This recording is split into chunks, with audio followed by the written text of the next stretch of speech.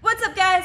Welcome to my channel. On today's episode, I'm gonna go over some kettlebell snatch technique tips. Specifically, what are the biggest mistakes that I see being made when it comes to kettlebell snatches?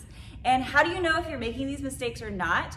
Well, what I would recommend is to set up the camera like I have my camera set up right now and film yourself doing snatches. Then you can look over your form and then go over these 3 points that I'm gonna share with you so that you can then recognize, is my snatch right? Are these mistakes that I'm making too? Because these are common mistakes I see in my studio and with my online clients all the time, and I don't want you making them. I want you to have a beautiful kettlebell snatch. Before we get into that, however, if you're new here and you love learning about kettlebell techniques and exercise fundamentals to make sure that you are confident in what you're doing with your workouts, make sure that you subscribe to this channel. I put out a new video every single week, and that you give this video a thumbs up. It really does help. All right, so let's get into this. Mistake number one is breaking at the wrist at the top of your kettlebell snatch. You break from having a straight wrist to bending those knuckles back to make it a little bit more comfortable, or so you think when you're holding your kettlebell at the top, so it's not leaning against your forearm. The problem with this is, however, is that when you are breaking your wrist at the top, it puts your shoulder in a very unstable position where you could put the risk of having that kettlebell pull back at the top, but it also makes it harder to flow from one rep to the next. So what should you do? Make sure that your knuckles are straight from top all the way down to the bottom. Basically, think of yourself as holding a kettlebell in a rack position, but at the top of your overhead. Mistake number two is not using your legs. Your legs are the driving force of a kettlebell snatch.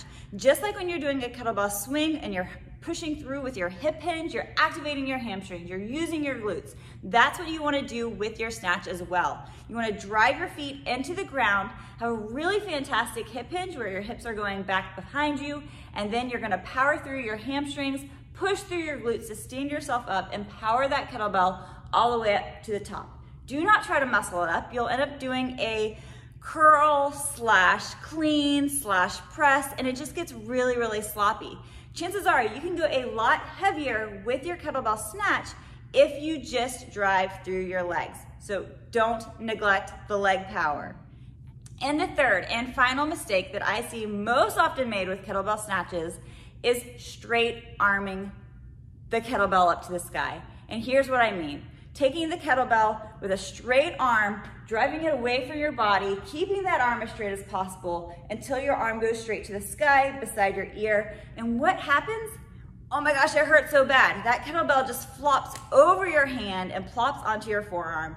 It does not feel good. It does not look good. It is not safe. You are not going to be able to progress with your kettlebell snatch weight. You want to initiate your kettlebell snatch with a high pull, with the elbow driving upwards and keeping the kettlebell somewhat close to the body, with your elbow staying close to the body as you're able to rotate your hand around the kettlebell, not the kettlebell around your hand. And as you drive up to the top, all you have to do is straighten that arm and push through to finish the snatch off.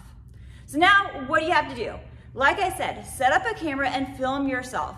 There you'll be able to observe, are you doing these 3 mistakes? And if you are, you now know how to correct them. And it just takes practice. Continue to film yourself. I cannot say this enough of how beneficial it is that we have the technology.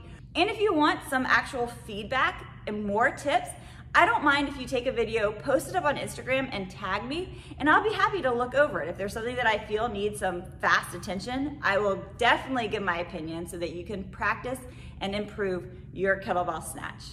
All right, so let me know down below if you thought this was helpful, and I would love to know, what is your favorite kettlebell exercise and what is a goal exercise that you would like to learn? Now remember, if you enjoyed this video, give it a thumbs up. It really means a lot to me, and subscribe so that you do not miss out on any future episodes.